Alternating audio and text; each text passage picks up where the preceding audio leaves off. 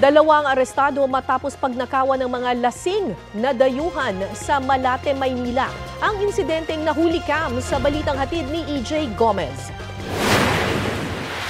Sa kuha ng CCTV sa isang bahay sa Barangay 716 Malate, Maynila noong April 26, kita ang tatlong taong tila magkakayakap. Lumabas sa investigasyon ng pulisya na lasing ang lalaking nakaputing t-shirt na isang Bangladeshi national.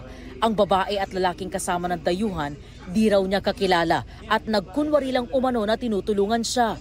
Sa pulsa video, ang mabilisang pagkuha ng babae sa cellphone mula sa bulsa ng nakainom na biktima. Matapos yan, kitang lumabas ang babae sa bahay. Isang kotse ang dumaan sa Estrada Street na gamit daw ng mga magnanakaw.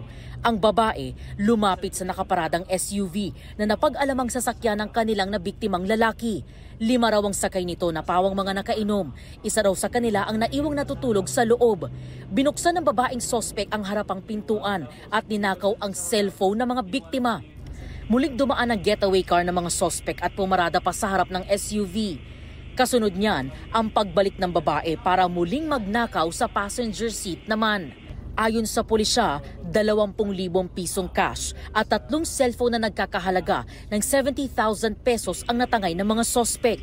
So yung modus operandi nila dito is to victimize foreign nationals, lalo na yung mga drug and intoxicated foreign nationals, no, and then pretending them to guide them going back to their residence and then victimizing them through theft or other criminal means. Nagreklamo ang mga biktimang Bangladeshi national sa pulisya. Sa backtracking at follow-up operation, naaresto ang mga sospek sa Remedios Circle nitong Sabado. Sa likod ng kanilang kotse, tumambad ang ilang peking plaka na ginagamit daw ng mga sospek. Ilabas mo, ilatag mo dyan, ilatag mo na maayos yan. Nakitaan natin na gumamit sila ng 6 na plaka. So dito during the apprehension, 4 na plaka yung nakuha natin. Gumagamit din daw ng iba't ibang pangalan, address at ID ang mga sospek.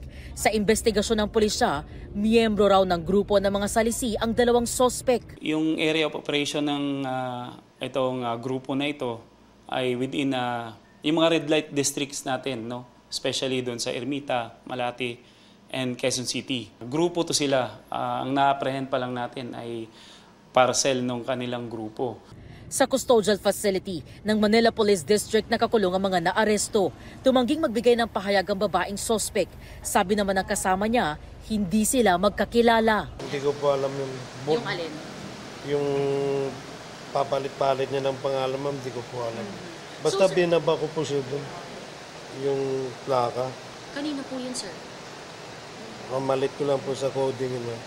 Sa records ng pulisya, may 5 warrant of arrest na inilabas ang korte laban sa babaeng sospek kabilang ang falsification of public documents at theft sa iba't ibang lugar.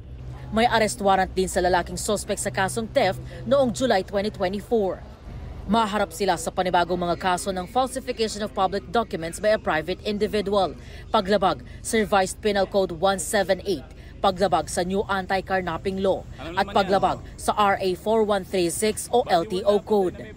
EJ Gomez, nagbabalita para sa GMA Integrated News.